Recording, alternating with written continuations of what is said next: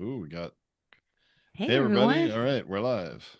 We Woo. are woohoo, we're live and we actually kind of will be live for the next 2 weeks. So this is the last one with the Q&A at the end for a couple of weeks. Yeah, that's true. I mean, we'll still broadcast live for those yet on social media, but anybody on Zoom, um, we won't have questions. It'll end as soon as it's over, although they're each a little longer this Yeah. next two Yeah, we gave you a next little two longer weeks. a longer We process. So we pre-recorded a couple because we're going to be on the road for the next 2 weeks.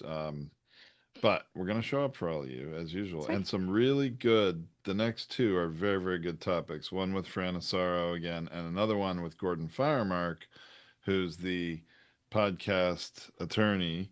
We've known him for about, I don't know, 10 years or so. And something came up, and I reached out to him and said, "Hey, would you record a podcast with me on this?" And he thought it was a brilliant idea. It's going to be of interest to pretty much everybody, and he realized, wow, I haven't talked about that on my podcast either. So anyway, Yeah. it'll be good. Yeah, so that's fun. But today we're ready to talk about podcast niches. So All shall we right. get started with our episode? Yeah, let's do that. Hold on. I've got to get my notes. All right, I'm ready. I'll do it. It's fine.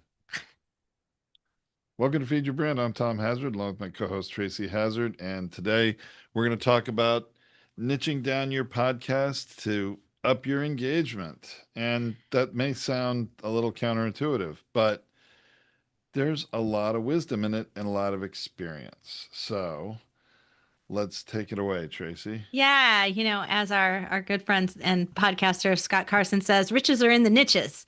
And it is so true. And this is what we tripped on, Tom, right? When we started, we really don't think realized that we were so deep in a really valuable niche that was why our podcast took off. And I don't think we realized it when we were setting it up and starting it. We knew we had a great topic and a great area that we were excited about. In this particular case, our very first show, 3D printing, for those of you who haven't heard us say that a million times, WTFFF, which is fused filament fabrication, 3D printing. And it was just this new topic area, and we were really deep diving into all aspects of it. So there was a broad amount of information, but it was deeply into the topic area. And that's what I wanted to really highlight first, Tom, is this idea that people think a niche is a niche audience, but it's not really the audience that matters as much as the topic area. And if we focus on that topic area, that area of interest, then we have actually a better chance at getting a focused audience. I agree with that. There's and really what's on my mind right now, Tracy, is that we have a couple upcoming episodes involving, YouTube and YouTube compared to podcasting.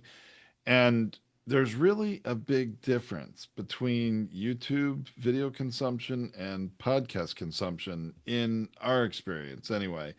And people want to take deeper dives into niche topics in podcasting, I believe, more than in YouTube, at least the most popular YouTube channels, anyway. And it's really what makes podcasts successful is people subscribe because they want to keep coming back for more. They want to take deep dives into those narrow topics, right? Well, it's a numbers game only in podcasting.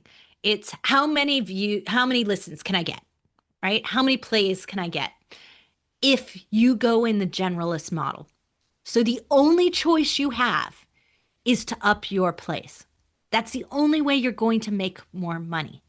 But if you dive deep into the niche, you not only have a chance to raise the dollar value of any sponsors and advertisers that you might get in that space, but you'll sell your own stuff. You'll sell courses and programs and books at a much faster and higher conversion rate because you are a deep expert in this particular niche and you're not a generalist.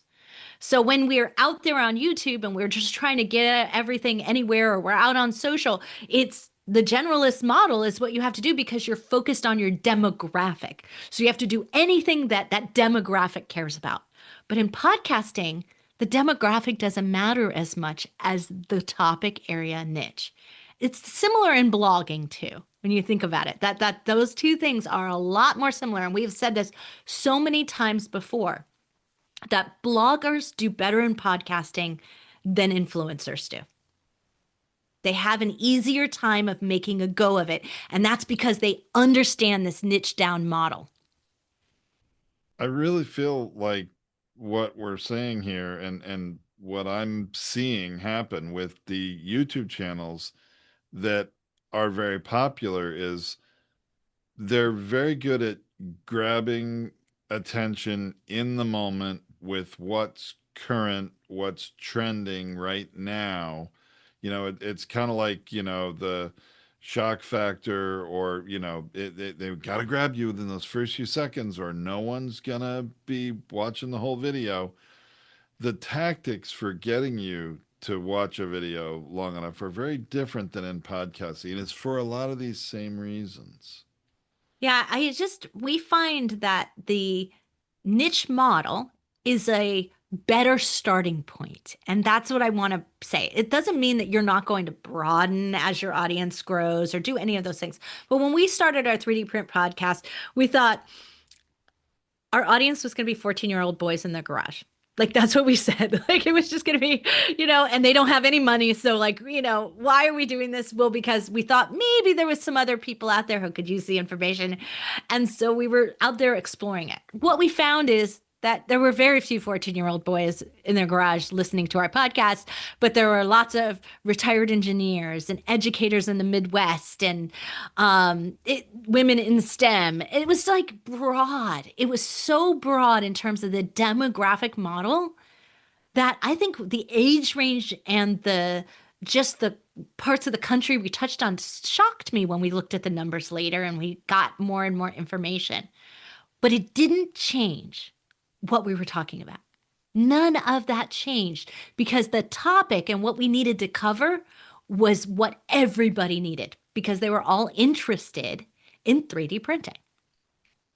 And I think that's true regardless of your niche, your topic area, your general topic area. But when you take deep dives into niche subtopics, then you end up with this wealth of content in your audio. And if you do it right in the companion blogs on your website, you become a really deep, authoritative resource for people.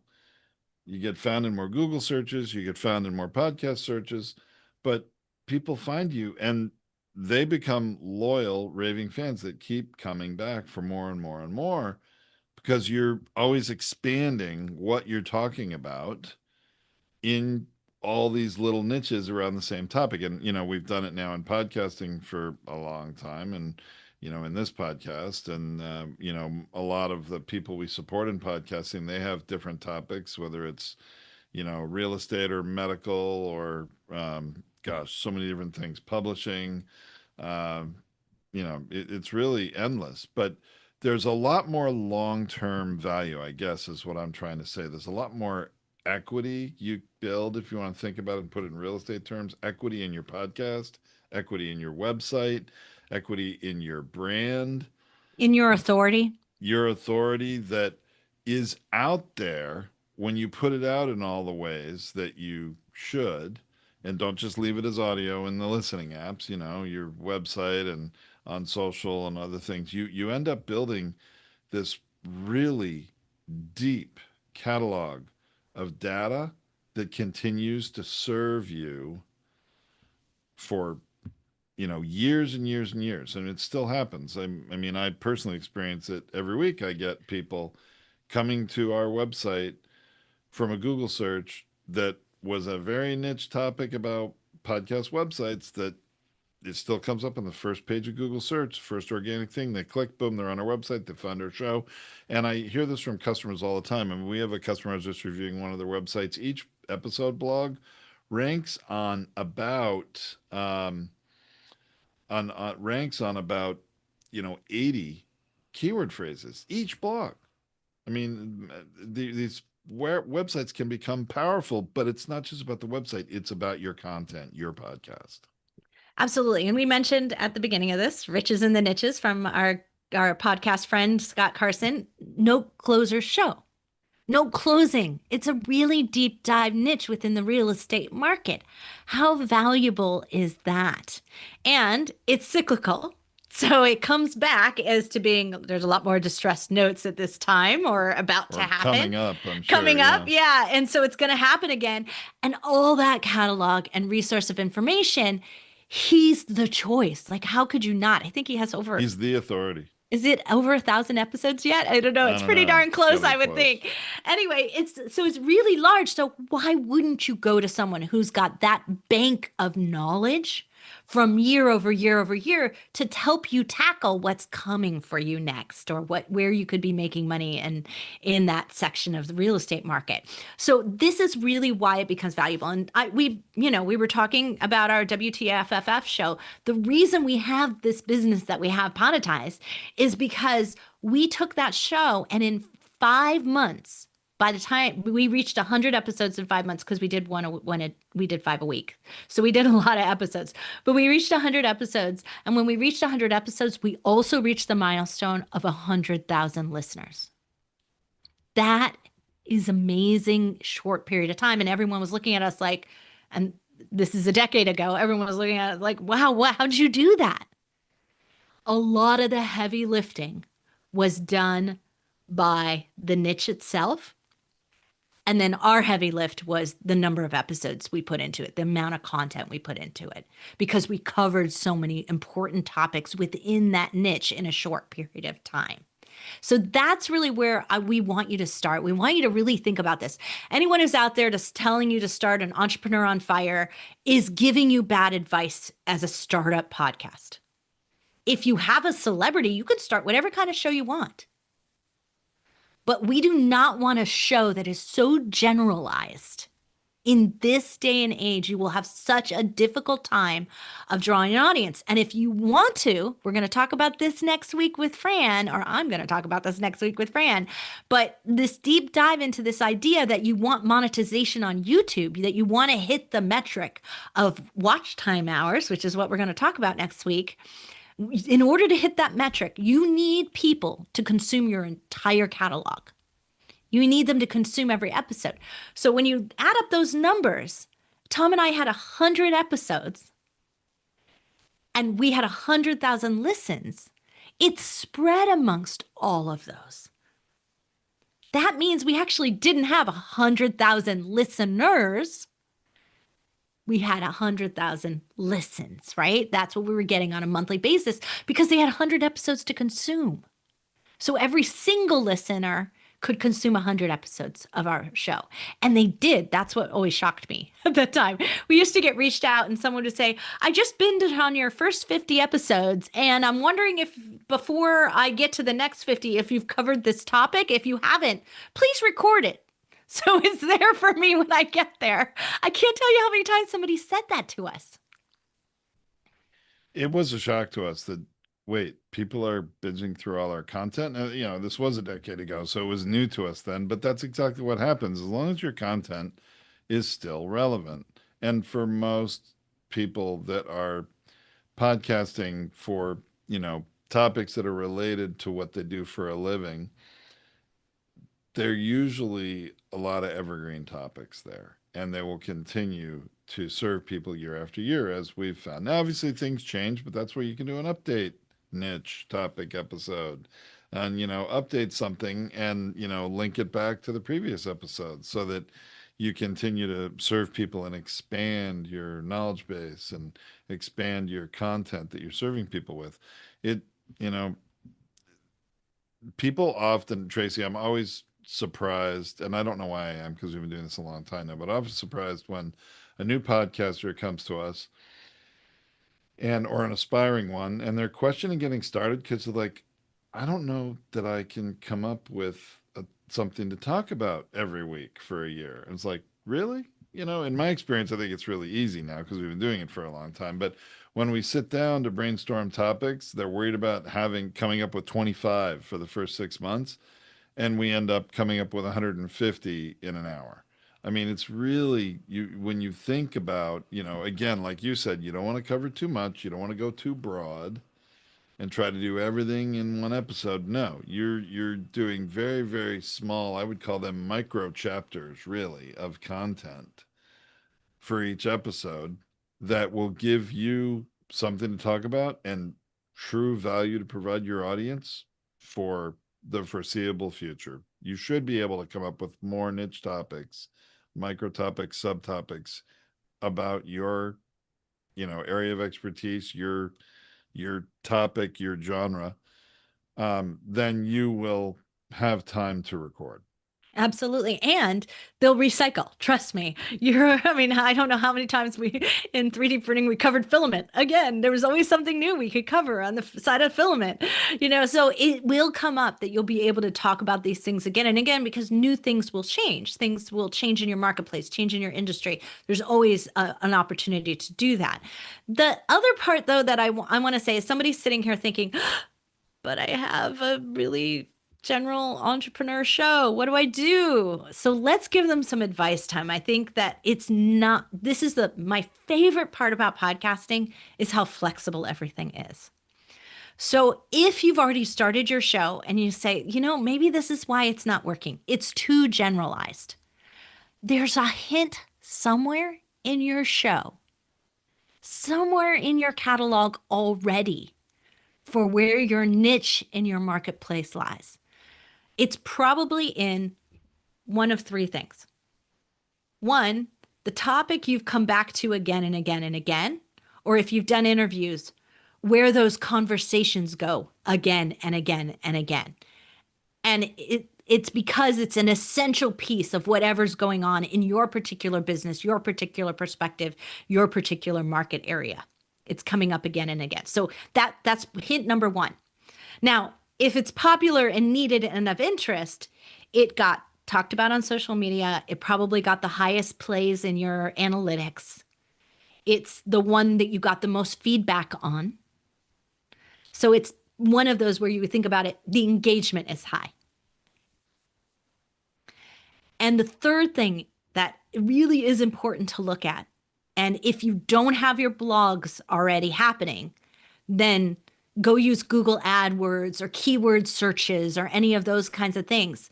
But if you're seeing a lot of keywords being associated with that particular blog or you're seeing keyword growth there, go check the value of those keywords and if they're high. So like when we would look at our 3D print and we would cover stuff like CAD, sometimes those words were worth, those keyword phrases were worth $70 a CPM. Which is, no, that's per click, you mean, not Per CPM. click, yeah, per click. Per click in Google AdWords, which is just insane to think about, right? Yeah. That somebody's willing to pay that much for a click from a website of something relevant on that topic. But it happens. I mean, we even seeing things that were, $25 a click was like, whoa, let's go make a power web page all built around that topic because, if you're on So when you a start to see the passive strategy, you alignment, make a lot more money that way. right? When you start to see the alignment of those three things, those are the three things. That's where the growth really will take. That's where that is going to up that engagement. And then you have to check it against your audience. So this is where we ask the wrong people. Like it's like I always say you ask your yes men and your no women. That was what I always used to say in our podcast and when I would give a speech and a presentation. Is that you have the people out there who are your big supporters, and no matter what you say, they're going to say yes to it. And there's the others that are out there who will be the detractors and be like, don't change anything, right? You don't want to ask those people. What you want to ask is the people who this is key focused on, where you're the big resource for, the ones who reached out to you, asked you for something else, who said, oh my gosh, you're right on. This is what I needed. This is what I was looking for. Those are the people you want to ask and say, if I deep dive my podcast into this niche, will you listen to all my episodes? Will you listen to more of my episodes? Like, that's the question you want to ask. And you cannot worry about the people that you leave behind. It's just going to happen.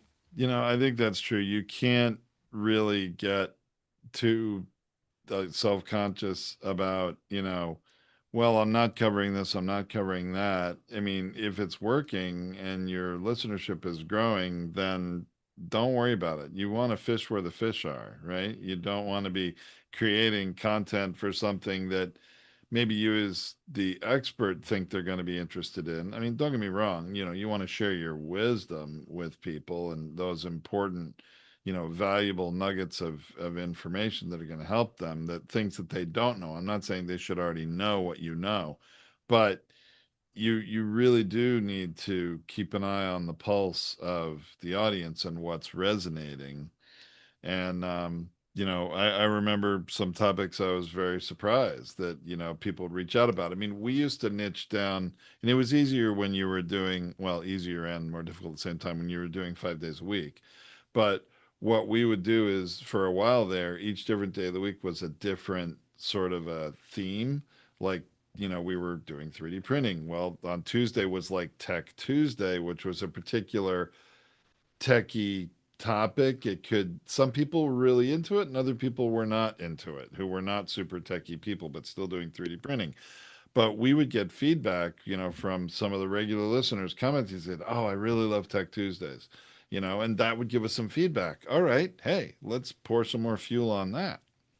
Right. And for us, we also, because we did it so often, we would work on theming the week. So we might have color as the theme of the week, and we would talk about the tech side of the color. We'd have a project on Fridays that would be fun, that would be using a multicolor printer. So like we would kind of give that focus for ourselves, but it would give the audience a way to navigate through it and also invite them to come to the next day, the next day, and the next day, whether they realized it or not, because it was a continuation of that topic and that theme for them. And so it invited this kind of diving into the content and continued stickiness and ability for them to actually binge on everything we said. I can't tell you that how many people I came across over the years when I would give a speech somewhere and would come up to me and say, I have never missed an episode. I was like, we have 655 episodes. You never missed an episode? Oh my gosh, but that's what it was like. This is what it can be like for you as well. When someone listens to you for 100 episodes or more, there is no way they don't believe that you're an expert, which means that they're out there referring you to other people. And that's why your listenership goes up. That's why your engagement goes up. That's why your power, your ability to go give speeches goes up. It is so easy to select a speaker who you know is a real authority in this area and of interest to your audience that you're bringing into your event. This is, I mean, I had to turn down speaking engagements when we were back then. There was just, they weren't always of interest to us. That was the easiest way for us to grow as well, because then you get in front of that audience and you show your podcast, and the next thing you know, you got even more listeners, a little boost. So all of those things do drive this growth in listenership and engagement.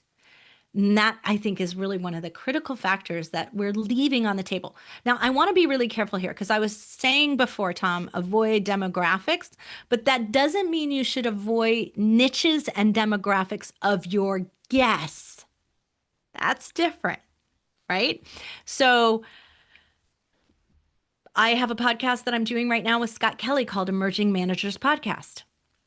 Emerging managers is a segment of the venture capital group who are on their first fund.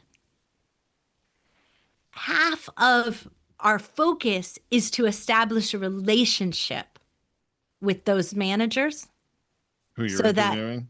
we're interviewing, so that we have a network. So because we're interview and guest focused, not just audience focused, that is a niche in and of itself. So it's not just we said, oh, anyone in venture capital, that's the way it would have been a generalist podcast, but it's focused on the managers managing their first fund. That is a That's niche in and niche, of right? itself. Yeah. So you can do it even if you've got that model going on. Think about if you want to go for authors. The last thing you want is to have any author. If you specialize in healthcare authors, in authors who are covering politics, whatever it is, keep that focused or create like Tom and I did, spin-off shows, right? And different days of the week, you could spin them off into their own entities and have an envelope level network that is your author network and have the healthcare, the finance, the, tech, the fiction, whatever you want for all the authors underneath and have them each be their own separate show. You're not only creating a niche within it, but you're also creating the broad brush value to an overall website, right? You could be running a network website. So interesting. In this case, you're talking sort of about an umbrella of, categories within a niche, within a subject area, and then the niches are the different ones within it. And you can do that even if you're not doing a every day of the week show like we did. If you're doing like over the course of a month, you could, have that theme going on in different aspects of it each different week of the month, or maybe do, increase to 2 episodes a week, and, you'd have a little more to work with.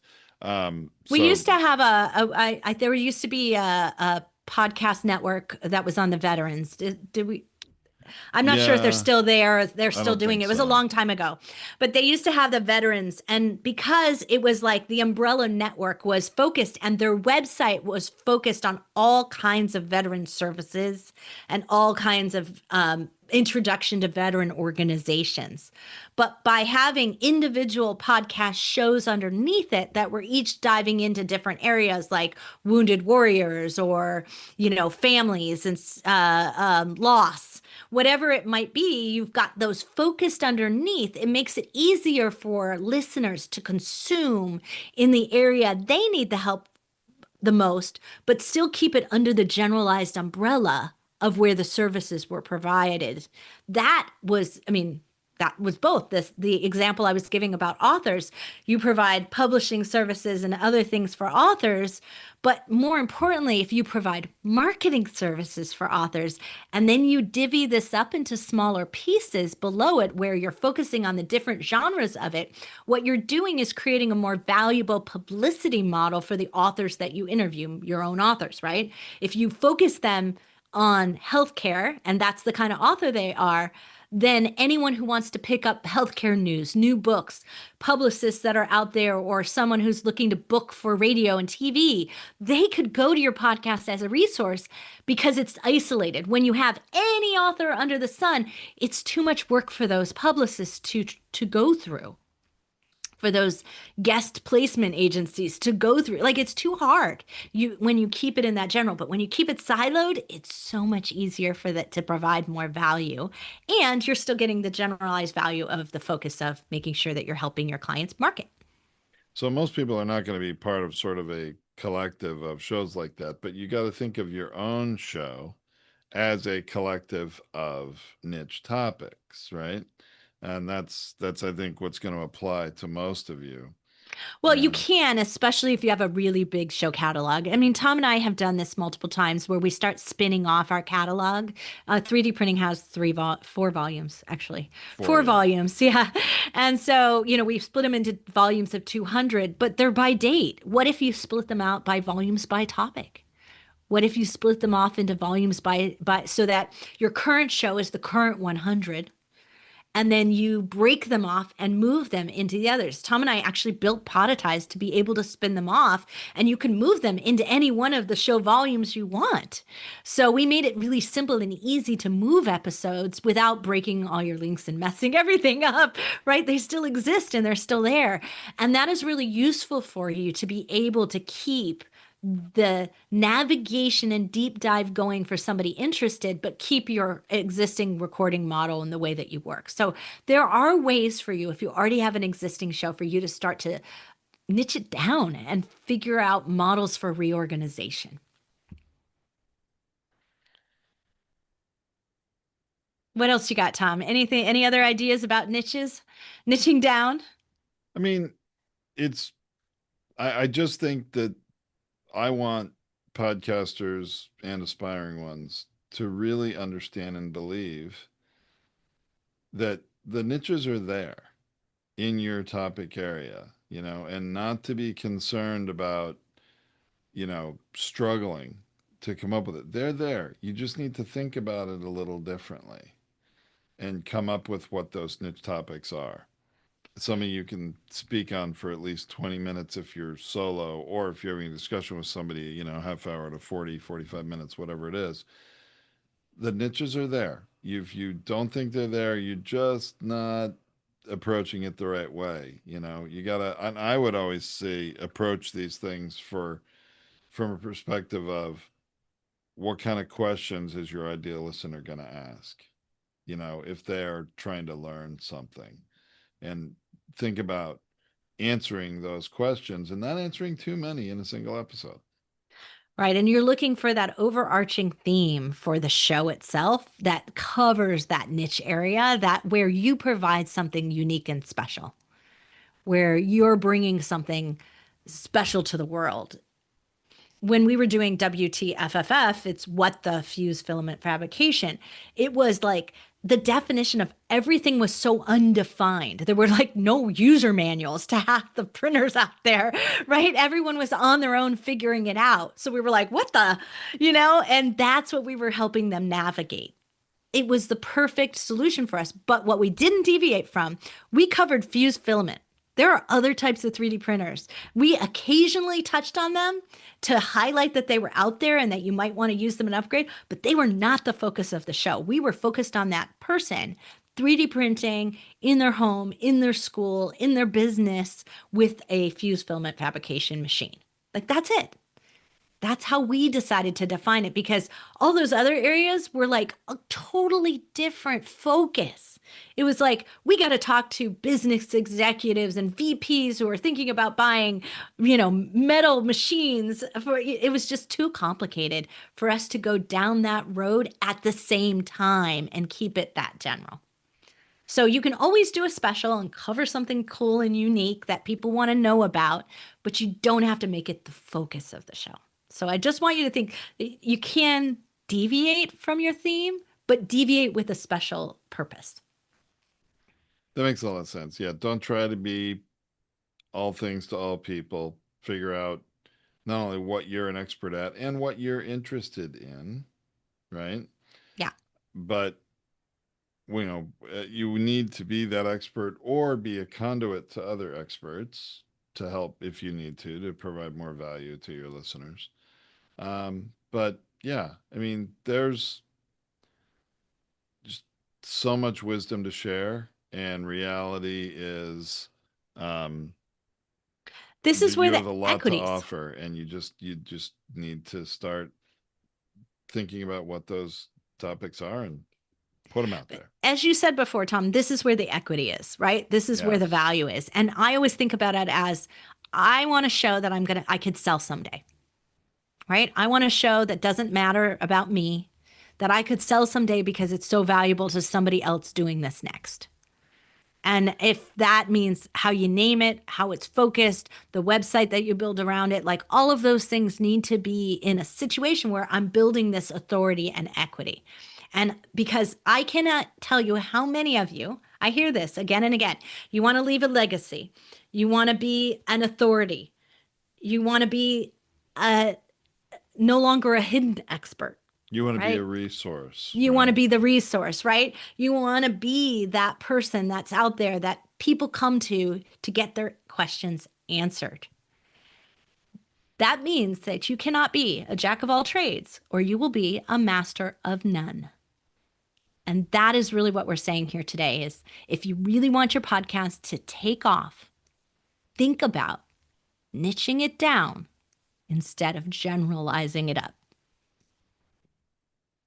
All right. That sounds like a good place to drop the mic on this one, Tracy. You can go to the blog post at podcastersunited.org. We have links to anything we talked about today. And see, we don't have a guest, so, it's only just us. But also, all of our other topics, if you want to, search on any niche topics related to podcasting, you can do that right there. There is a search that goes through all of our episodes, and it will give you any relevant episode on that niche topic. So that's always there for you as a resource. And while you're there, don't forget you can sign up for our Podcasters United weekly newsletter that provides a lot of this information to you and other relevant topics, more niches there.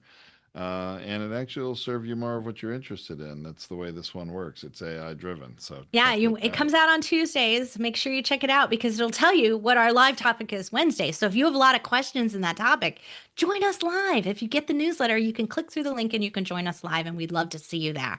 So thanks everyone for listening. I'm Tracy Hazard along with my co-host and partner Tom Hazard. We'll be back next week with another Feed Your Brand. All right, live stream. We will see you next week. We'll streamline.